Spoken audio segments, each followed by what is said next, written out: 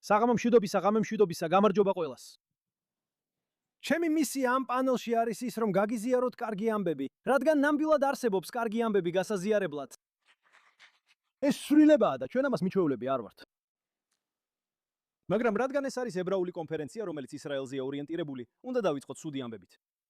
შემდეგ კარგ ამბებზეც გადავიდეთ. სუდი ამბები ვფიქრობ ამ კონფერენციაზე ბევრჯერ გაჟღერდა. და იონათანმა ეს სულ ახლახან გააშუქა. მაგრამ თუ გამოკითხვებს ყურადღების დააკვირდებით, დებით. შეერთებულ შტატებში, მთელ მსოფლიოში, მაგრამ მე შეერთებულ შტატებს ვაკვირდები. იცით, ჩვენ ზეთაობა დავკარგეთ. ჩვენ პროგრესული მემარცხენეები დავკარგეთ.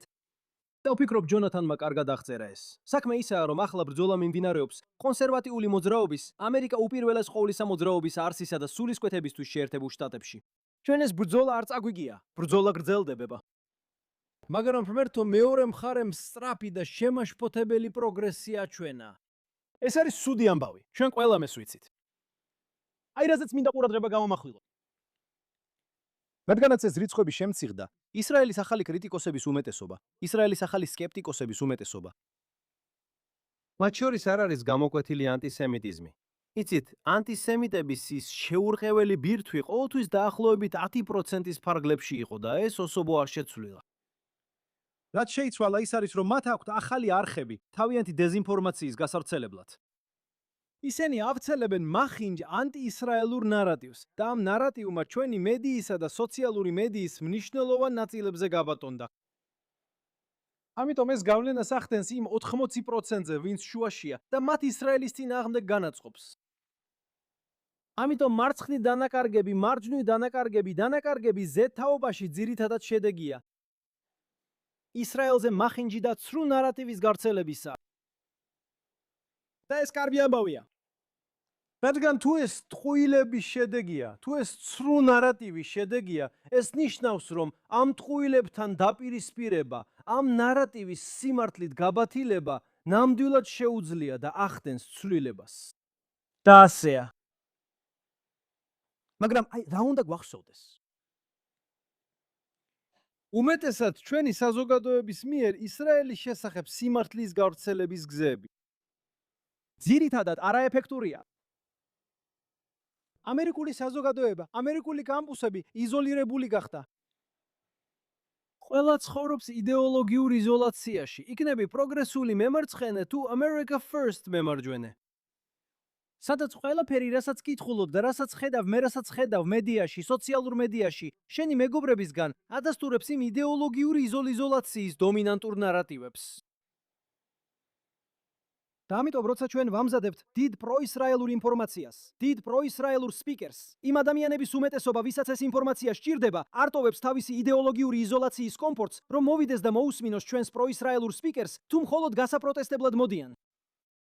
ჩვენ ვწერთ შესანიშნავ წიგნებს. მე დამიწერია წიგნები, შესანიშნავი პროისრაელური წიგნები, რომლებიც სავსეა სიმართლით და ფაქტებით.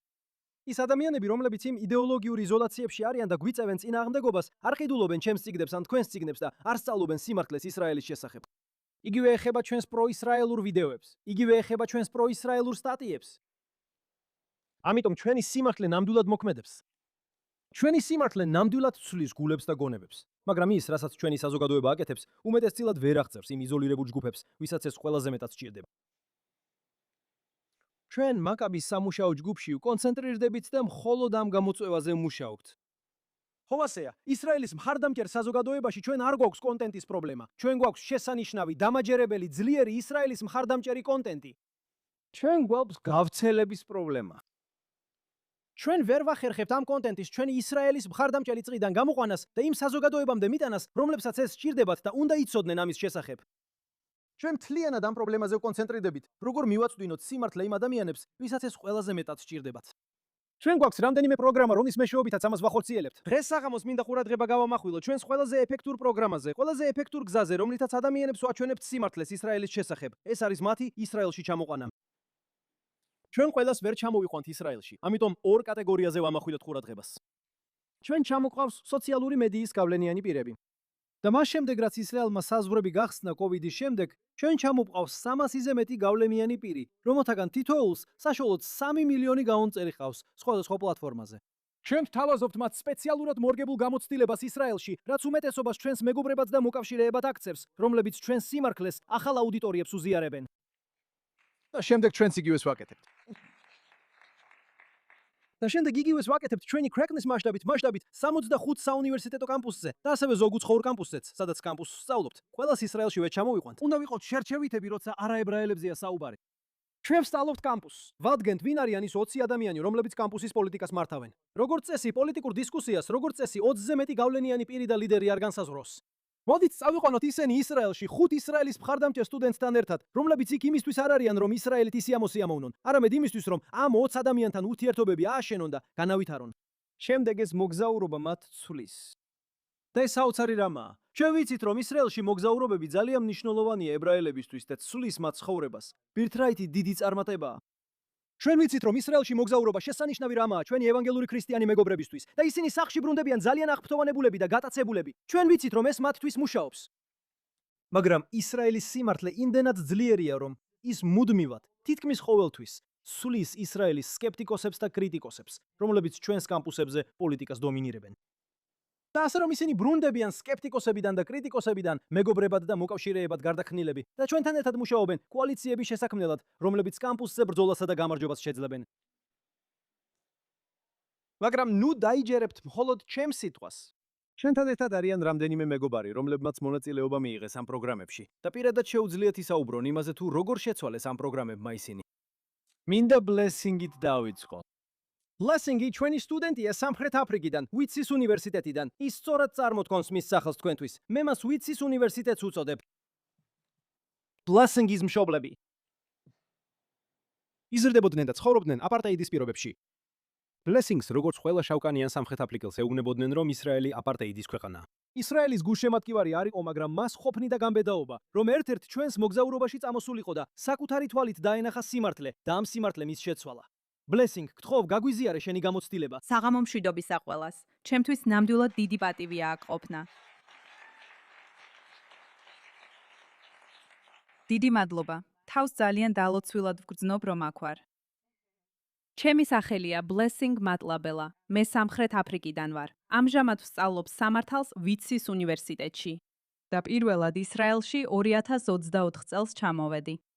მოგზაურობამდე ისრაელის შესახებ მხოლოდ სოციალურ მედიაში მქონდა გაგონილი და ვიცოდი, რომ ისრაელი აპარტეიდს ჩადიოდა და ნებისმიერი სამხრეთ აფრიკელისთვის ეს სიტყვა ძალიან მტკივნეულია.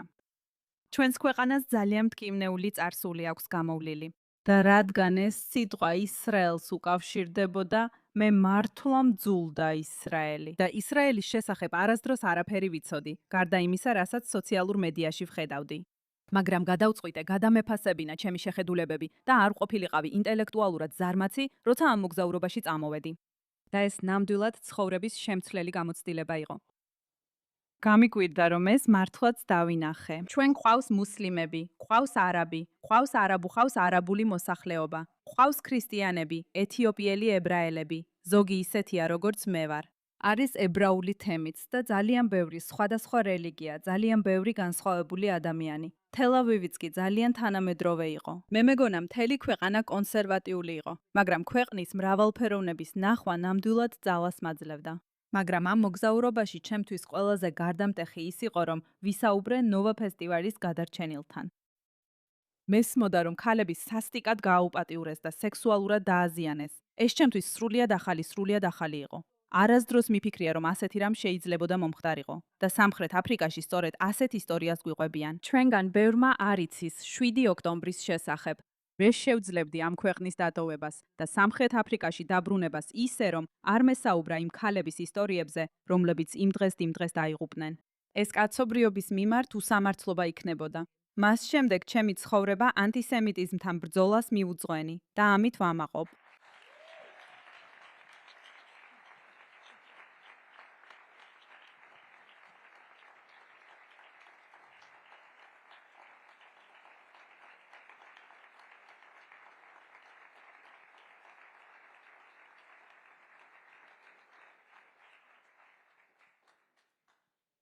Როგორ ცოტა კარგი ამბავით სასიამოვნოა.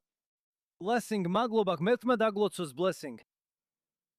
ნიკოლე, არ მინდა იცი, არ მინდა არასწორად წარმოგაჩინო, მაგრამ შეიძლება ითქვას, რომ როცა ისრაელში მოგზაურობაზე დაგპატიჟეს, შენ ისრაელის მიმართ სკეპტიკურად იყავი განწყობილი. ვითხარი შენი ისტორია. გამარჯობა ყველას. ჩემი სახელია ნიკოლე როდრიგეს მუნიოსი. მე ვარ კოლუმბიელი ამერიკელი და ახლახან დავამთავრე პენსილვანიის სახელმწიფო უნივერსიტეტი ფსიქოლოგიის სპეციალობით. ჩემი ისტორია უნიკალურია მოქმედებაში. ჩემი ისტორია უნიკალურია იმით, რომ ჩემი ისტორია რეალურად დაიწყო 8 ოქტომბერს. 7 ოქტომბერს როგორც ადამიანი, რომელიც არ იყო ებრაელი, როგორც ადამიანი, რომელიც ძალიან უცოდინარი იყო ახლო აღმოსავლეთის მიმართ, რადგან მე ეს პირადად არ მეხებოდა. ჩემს სოციალურ ქსელში 1-2 პოსტი ვნახე, მაგრამ სწრაფად გავაგრძელე ჩემი დღე. ნამდვილად ვერ გავიგე რა ხდებოდა. უბრალოდ ვიცოდი, რომ რაღაც მოხდა ახლო აღმოსავლეთში. 8 ოქტომბერს დილის 9 საათის ერთ-ერთ ლექციაზე მიმავალმა უნივერსიტეტის მთავარ ტერიტორიაზე გავიარე და უზარმაზარი პრო-პალესტინური პროტესტი დავინახე. ისეთი მასიური იყო, რომ წამით დავიჯერე, რაც წინა ღამით 7 ოქტომბერს სწრაფად წავიკითხე, თითქოს ისრაელმა პალესტინელებს რაღაც დაუშავა. ვიცი გიჟურად ჟღერს, მაგრამ სწორედ ასეთი ნარატივი ვრცელდებოდა ჩემს კამპუსში. შემდეგ ომი დაიწყო, მედია ავრცელებდა გარკვეულ ნარატივს და ასევე ჩემს პროფესორებსაც იგივე პოზიცია ჰქონდათ. იმდენად, რომ ერთ დროს საკუთარ თავს ანტი-ისრაელადაც კი მივიჩნევდი. არასდროს მცმია ქეფიე და არც პროტესტებში მიმიღია მონაწილეობა, მაგრამ ნამდვილად მქონდა უარყოფითი დამოკიდებულება ისრაელის სახელმწიფოს მიმართ. მაგრამ ყოველთვის მქონდა კითხვები, რომლებზეც მეორე მხარეს ჩემთვის პასუხი არასდროს ჰქონდა. შემდეგ კი MTF მიმიწვია ჩემს პირველ შემეცნებით ტურზე. და ორი მთავარი რამ იყო, რაც ჩემთვის განსაკუთრებით გამორჩეული იყო. ერთ-ერთი იყო ქუჩის ნიშნები, როცა ვხედავდი ნიშნებს ებრაულად, არაბულად და ინგლისურად. როცა გეუბნებიან, რომ ისრაელში ებრაული თეთრკანიანი უზენაესობაა, შემდეგ კი სამ სხვადასხვა ენაზე წერილობითი ნიშნები ოფიციალურ სამთავრობო დაფებზე ხედავ, მაშინ ყველაფერი ნათელი ხდება. მაგრამ ერთ-ერთი ნაწილი, რომელმაც საფუძვლიანად შემიცვალა როგორც ადამიანი და მართლაც დაიწყო ჩემი მოგზაურობა და სრულიად შემიცვალა აზროვნება, იყო ნოვა, ფარაზა და ნუდნუცი. ამ ისტორიების მოსმენამ, იმ სახეების ნახვამ, მე სიმართლეს მიმახვედრა და საფუძვლიანად შემიცვალა როგორც ადამიანი. ასევე მოვისმინე ორ გადარჩენილის ჩვენებები. სიმართლის მოსმენა, მოწმე რომ ხარ, ეს დიდი პრივილეგიაა. მაგრამ ეს ასევე ტვირთით საათიცაა. ეს ტვირთია იმ ხრივ, რომ როცა სიმართლეს გაიგებ, აღარ გაქვს მდუმარების ფუფუნება. შემდეგ იმ მოგზაურობიდან გამომდინარე სტაჟიორად ამიყვანეს, რის შემდეგაც დავბრუნდი ჩემს კამპუსზე და შევძელი ახალი სტუდენტების ჯგუფის მოზიდვა, რომლებსაც პერსპექტივის მოგზაურობაში მონაწილეობა შეეძლოთ. მაგრამ ის ნაწილი, რითაც ყველაზე მეტად ვამაყობ, არის ის, რომ შევძელი ჩემს კამპუსზე SJPI-ის ძირეულად დასუსტება და იმ კანონმდებლობის შეჩერება, რომლის გატანასაც ისინი ცდილობდნენ. ისინი ასუსტებდნენ პროისრაელურ და სიონისტურ ხმებს. იმ სამუშაოს გამო, რაც მე და სხვა სიონისტმა სტუდენტებმა გავწიეთ ჩემს კამპუსზე, სიონისტების ხმა ისმის ჩვენ სტუდენტურ მთავრობაში და SJP-ს აღარ აქვს ყველა ბერკეტი.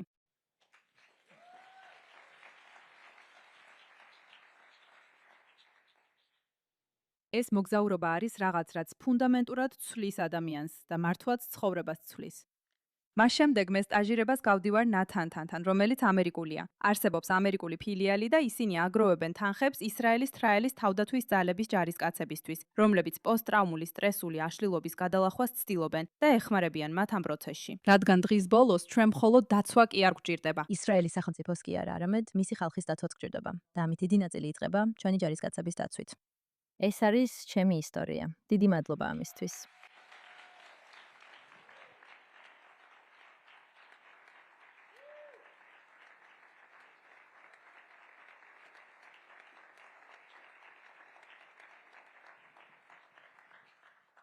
მადლობთ ნიკოლ, ღმერთმა დაგლოცოს ნიკოლ.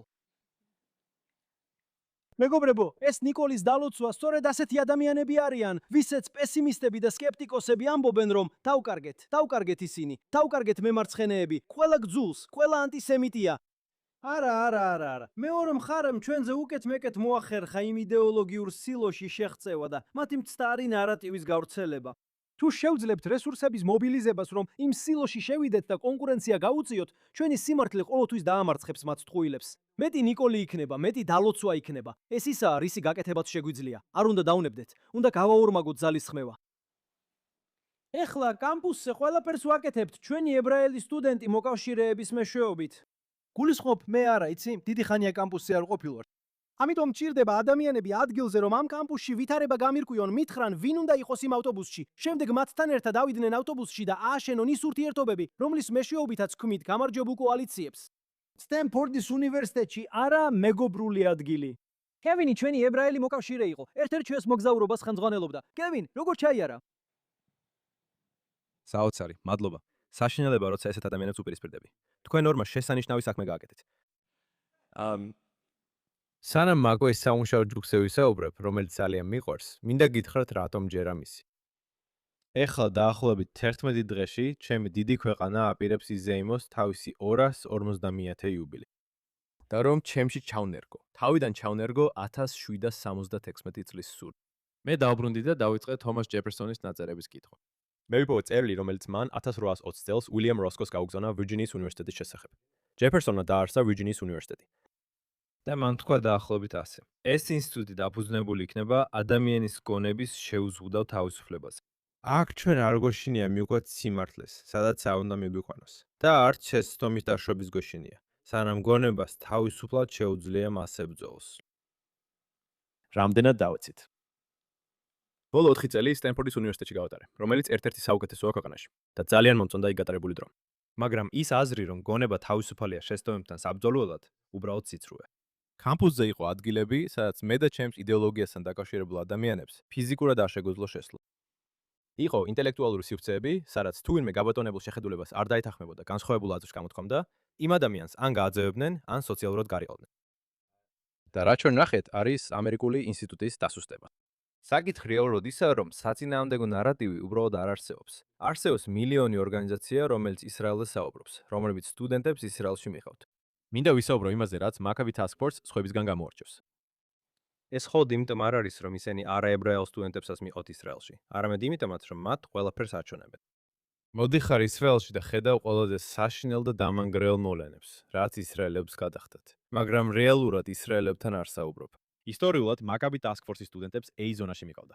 სტუდენტები პალესტინის ადმინისტრაციასთან ხვდებოდნენ, რათა მათი შეხედულებები მოესმინათ. და მინდა ვკითხო და დავფიქრე, ჩვენ ვინც აქ ვართ და გვჯერა ისრაელის ხედვის. გვჯერა, რომ ისრაელი მორალური სიკეთის ძალა მსოფლიოში, ეს მხოლოდ ტომობრიობას ნიშნავს, იმიტომ რომ ებრაელები ვართ. იმედი მაქვს არა. ეს იმიტომ, რომ ჩვენ ვნახეთ ეს ქვეყანა ისეთი, როგორიც არის. მოვისმინეთ ყველაზე ძლიერი საწინააღმდეგო არგუმენტები მის წინააღმდეგ და მაინც იმ ხარეს დავჭრით, რომელსაც სიმართლედ მივიჩნევთ. როცა სტუდენტებს იგივე გამოცდილებას აძლევ, ისინი საბოლოოდ რეგულარულად თითქმის პროგნოზირებადად ზუსტად იმავე დასკვნამდე მიდიან. ხალხმა იცის, როცა მათზე პროპაგანდას ახორციელებენ და ეს არავის მოსტანს. მაგრამ როცა ხალხი ყველაფერს ხედავს, პირველ რიგში შეგიძლია ისეთი ადამიანების გადმობირება, რომლებსაც თავდაპირველად უარყოფითი დამოკიდებულება აქვთ ისრაელის მიმართ. და მეორეც, როცა ისინი ბრუნდებიან თავიანთ კამპუსებზე მოგზაურობიდან, სადაც ყველაფერი ნახეს და მოისმინეს საპასუხო არგუმენტები, შეუძლიათ ამ არგუმენტებს სერიოზულად უპასუხოთ. სხვა საქმეა, როცა ცდილობ დაარწმუნო ხალხი, რომ ისრაელის მხარდამჭერები იყვნენ. იმით თუ რატომ არის ეს სახელმწიფო ასეთი შესანიშნავი, რატომ არის აუცილებელი და ურთიერთსასარგებლო ალიანსი შეერთებულ შტატებთან, მაგრამ სულ სხვა, როცა ისინი მზად არიან რთული კითხვებისთვის, რომლებიც ეხება არაბების მიმართ მოპყრობას, მათ იურიდიულ სტატუსს საზოგადოებაში, სახელმწიფოს ფუნდამენტურ საფუძვლებს, თუ ვერ ასწავლის სტუდენტებს, რატო აქვს ამ საკითხებს მნიშვნელობა, მაშინ გავლენა მხოლოდ ერთ ადამიანზე რჩება. მაგრამ როცა ნამდვილად ასწავლი ადამიანებს მიზეზს, გავლენა ვრცელდება. და როცა ისინი ბრუნდებიან თავიანთ კამპუსებზე, როგორც ნახეთ ამ ორ მშვენიერ ქაბატონთან, ეს არასდროს არის მხოლოდ ერთ ადამიანზე შეზღუდული პროცესი. ეს არასდროს შემოიფარგლება მხოლოდ ინდივიდით. საზოგადოებები ფართოვდება. პრო-პალესტინური ანტი-ისრაელის ვირუსი, რომელმაც ამდენი კამპუსი მოიცვა, სუსტდება ანტიდოტით, რომელიც არიან სტუდენტები, რომლებსაც ეს მოგზაურობები აქვთ გავლილი და ყველაფერი საკუთარი თვალით უნახავთ. ყველაფერი ეს იმის სათქმელად, რომ როცა ჩემი ქვეყნის 250 წლის იუბილე სურათს ურავაც ერთ კვირაში დაადგება, ყველაზე იმისა და ჩემი სიხარულის მიღმა, მე შემიძლია ვიპოვო ნუგეში და სიმშვიდე. იმაში, რომ ჯეფერსონისეული ხედვა ნაწილობრივ მაინც არ დგება იმ ადამიანების წყალობით, რომლებიც ჯერ კიდევ ფიქრობენ, რომ მნიშვნელოვანია ყველაფერი საკუთარი თვალით ნახო. და რომ ადამიანები კონფლიქტის გულში წაიყვანო და მათში მხოლოდ 1776 სული კი არა, არამედ მასთან ერთად მოსული სიმამაცეც დანერგო. სიმამაცე დაბრუნდა და ისაუბრო იმაზე, რაც ნახე და შეებრძოლა მათ, ვინც ჯერ კიდევ უარს ამბობს, რომ სოფლიო ისეთი დაინახოს, როგორც უნდა იყოს. მადლობა თქვენ მეგობრებო.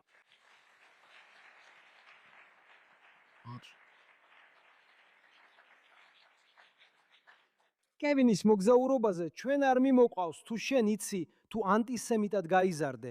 თუ შეგვიძლია ვთქვათ, რომ ეს შენი იდენტობის ნაწილი იყო დაბადებიდანვე, ჩვენ შენ მოგზაურობაში არ მიმოყვავს. სხვა შემთხვევაში ჩვენ ძალიან გახსნილები ვართ, რადგან იმდენად გვჯერა ამ გამოცდილების ძალის. მაგალითად, კევინის მოგზაურობაზე მათ მოიწვიეს და ჩართეს ერთ-ერთი ქალი, რომელმაც სტენფორდში ანტი-ისრაელის ბანაკების ორგანიზებასა და ხელმძღვანელობაში მიიღო მონაწილეობა. კევინ, ძალიან მოკლედ გთხოვ, რადგან დრო აღარ გვაქვს. როგორ ჩაიარა მისმა მოგზაურობამ და რას აკეთებს მას შემდეგ, რაც დაბრუნდა? ჩემი 22 წლიანი ცხოვრების განმავლობაში არასდროს მინახავს ესეთი შთამბეჭ და ვინც მანამდე მთლიანად თავისი იდენტობა ააგო ისრაელის სიძულულზე და იმ გაგებაზე, რომ ეს კონფლიქტი მის წარმომადგენლებში სწორისა და არასწორის, შავისა და თეთრის შესახებ ჯდებოდა, მას შემდეგ, რაც ის მოგზაურობიდან დაბრუნდა, მედია სივრცის ერთ-ერთ ყველაზე აქტიურ ფიგურად იქცა და საკუთარ შეხედულებებს უზიარებს მათ, ვინც თავდაპირველად არ ეთანხმებოდა. შეგიძლიათ წაიგითხოთ მისი სტატიები ტელეგრაფში და ნახოთ მისი ინტერვიუ Pre-Press-ში. Taryn Thomas-ი და თუ იმეს სურს მოძებნოს იგი, ის ჩემი კარგი მეგობარია და მე ვამაყობ იმით, რაც მან გააკეთა. დიახ. ჩვენ ამას ისევ და ისევ ხედავთ. დასასრულს არ ვიცი, ალექსი ელოდება თუ არა. დიახ, ელოდება. დასასრულს ალექსის საყვარელი ორი სიტყვა. ეხლა ჩვენს საზოგადოებაში ბევრი ხმა ისმის, რომლებიც ამბობენ, იცით რა, დასრულდა. მოდით დავნებდეთ ბრძოლას. ბრედ სტივენსმა, რომელსაც ძალიან ვაფასებ, რამდენიმე თვის წინ ძალიან მნიშვნელოვანი სიტყვა წარმოთქვა, სადაც ძირითადად თქვა, რომ უნდა შევწყვიტოთ ანტისემიტიზმთან ბრძოლა. ეს დროისა და ძალისხმევის ფუჭი ხარჯუაა, რადგან ანტისემიტები ჩვენ არ გძულან ინფორმაციის ნაკლებობის ან დეზინფორმაციის გამო. ჩვენ გძულან მათში არსებული ღრმა ფსიქოზის გამო, რომელსაც ჩვენი სიტყვები და ლოგიკა ვერასდროს შეცვლის. ბრედ სტივენსი 100%-ით მართალი იყო ანტისემიტებზე. იმ 10%-ზე, რომელსაც ჩვენ რა არ უნდა მოხდეს, მაინც ძულვართ. მაგრამ ის სრულიად ცდებოდა ანტისემიტიზმთან ბრძოლის მიზანსა და დანიშნულებაში. ეს არასდროს არის იმ მტრის გადარწმუნებაზე, რომ შეგვიყვაროს. ისინი ამას არასდროს გააკეთებენ. ეს დროის ფუჭი კარგვაა და გვამცირებს. ანტისემიტიზმთან ბრძოლა ყოველთვის იმ 80%-ზე, ვინც შუაშია და არ იცის რას უნდა დაუჯეროს. და თუ ამ ბრძოლას დავთმობთ, კატას გავახარებთ. უზრუნველყოფთ, რომ მათი 400 მილიარდი დოლარის ინვესტიცია მართლაც შესანიშნავი ინვესტიცია იყოს. ირანს გავახარებთ, ტაკერ კალსონს გავახარებთ, კანდეის ოუენს გავახარებთ. არ გვაქვს უფლება დავთმოთ ეს ბრძოლა. ჩვენი სიმართლე ძლიერია, ის ცulis გულებს და გონებებს. ეხლა დანებების დრო არ არის, მეგობრებო. ეხლა დროა ორმაგად ვიბრძოლოთ და ბევრად მეტი გავაკეთოთ. მადლობა.